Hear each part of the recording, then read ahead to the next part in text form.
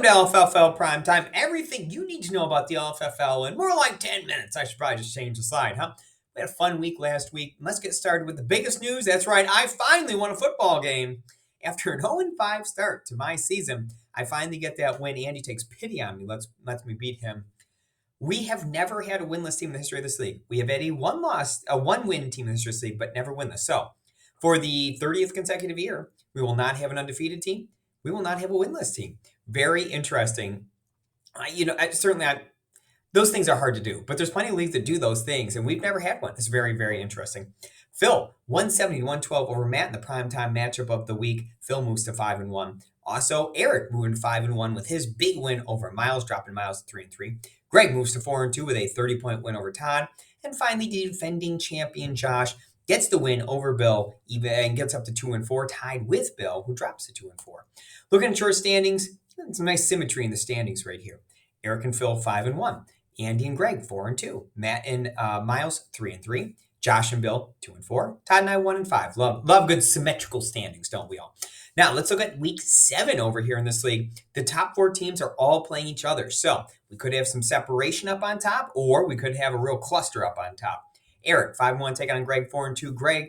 Eric leads this league in scoring. However, it is Greg that traditionally leads this series, 21-15, including wins in 4 of the last 5 games against Eric. Matt and Miles currently occupy the final 2 wildcard spots at 3-3. They have split their 4 career games, but one person will drop under 500 after this week, and playoff position could get a little tenuous. Todd at 1-5 taking on Bill. Bill, I'm not predicting a loss. I appear to have forgotten to change the graphic. Bill's actually only 2-4. I don't need comments. Don't at me. I made a mistake. This is a rematch of last year's wildcard game. You'll be unshocked to know that wildcard game was won by Todd and not Bill. Bill does hold a 25-15 career lead in their series, though, so Bill has history on his side here. And then finally, speaking of rematches, a rematch of last year's Super Bowl, number 28. That's right, Josh and I played the mega 2-week Super Bowl last year. Josh ended up winning that one at the end by 6 points at the end of the day. Despite that 500 record this year at 2-4, Josh actually 4th in the league in scoring. Has been playing very well this year, just the wins haven't been there. Josh swept me in both games last year, but I do have a commanding 24-7 lead in the series overall. Looking at your primetime matchup, though, the only one choice here. Phil has won 2 consecutive primetime matchups, so he's going for 3 in a row. Taking on my brother, 2 straight wins for Phil, and in this actual primetime matchup, these 2 teams are 2nd and 3rd in scoring right now. So it should be a nice high-scoring game, very exciting game. Andy snapped a 5-game losing streak to Phil when he beat him last season, but Phil does hold a 15-9-1 lead in the series.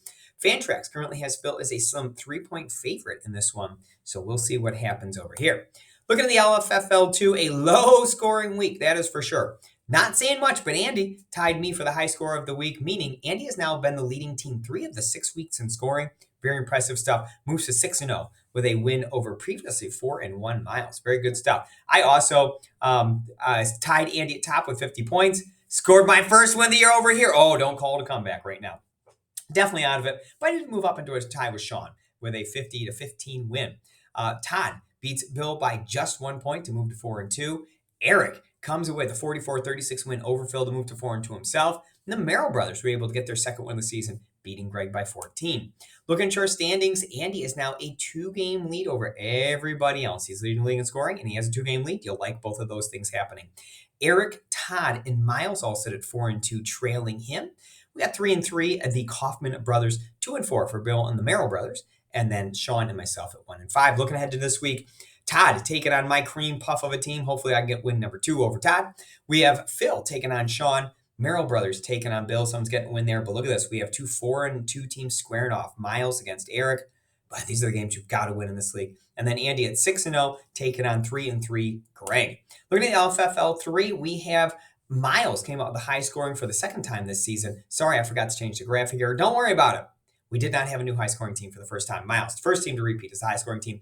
Big win over Sean. I was able to take care of Eric in a battle of teams on the right side of the playoff line.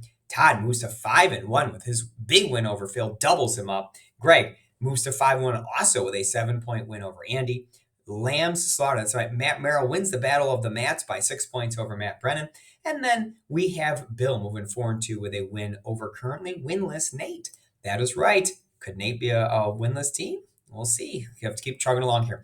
Miles, Todd, and Greg all at 5-1 to the top this league. Miles is leading this league in scoring at this point. I am at 4-2 with Eric and Bill. 3-3, Phil sitting just outside the playoff line. 2-4 teams. Matt Brennan, my brother, not out of it yet, but do need to start getting some wins together. Sean and Matt at 1-5, looking desperate, and Nate really in trouble down here at 0-6. This week, 4-2 teams going at it when I take on Bill. We have a battle 1-5 teams, Sean and Matt Merrill. Greg at 5-1, taking on Eric at 4-2. Should be a good one there. Matt Brennan taking on Phil. We have 0-6 Nate taking on 5-1 Todd. Obviously looks like might be a Todd W, but you never know. And then 5-1 Miles takes on 2-4 Andy. Looking at the LFFL4, congratulations. This handsome dog right here, my 28th overall win, my second straight win on Sunday, 150.18, just touching out Eric by less than a point. Eric at 149.40. Bill takes the bronze for the week at 137. And then I came back and I pulled the double with a win on the showdown slate for Monday night, 108.31. So basically this week I finished first or last because my Thursday team was god awful. Couldn't score any points, and I came in dead last. Andy takes second place, so a Simon sweep atop the board. Andy's now finished second in 3 different showdowns this year, but he's yet to crack through with a W. Bill takes the bronze in this as well. So, looking at your standings, I have now jumped ahead of Matt Brennan in my 2 wins this week, 65. Matt Brennan sits in second at 55. Greg making the headway at 54. Eric right there at 53. Miles at 49. Bill at 48. The only 3 people that have ever won this league are myself, Greg, and Eric. Can someone else break through? We're sitting there right at the top, but look, there's enough closeness here. We still have a lot of teams in the mix. Matt Brennan's right there. Miles right there. Bill's right there. Nate's right there. Phil's lurking. I'm going to call Phil a lurker. All in the mix for this thing. LFFL 5, we had me with the win over my brother. You had Greg with a close win over Bill. Hopefully no score correction there. Cooper Troopers, high score of the week in his win over Todd. Sean beats up on Nate. And finally, Miles puts up 230 in his win over Phil, handing Phil his first loss. So we are down to just one undefeated team in all the LFFLs. That is Andy in the Keeper League. Now, looking at your standings, Sean and Phil are now tied at 5-1. We have Greg and myself at 4-2, would be your 4 playoff teams if the season ended today. Bunch of teams at 3-3. We have Eric, we have Bill, we have Miles, Nate at 2-4, Andy at 1-5, Todd still looking for that first W at 0-6 this week. I'm taking on Nate, Eric taking on Greg. We have Sean taking on Bill. We have Phil taking on Todd, and we have Andy taking on Miles down there on the bottom. LFFL 6, no big changes this week. Miles stays on top at 4.1. Phil right behind him at 4.9. Greg at 5.1. Matt Brennan at 5.6. Top 4 have been pretty stable for the last few weeks now. Josh gained the most points this week, going from 7.4 up to 6.6. Did move him up a couple of spots here to 5th.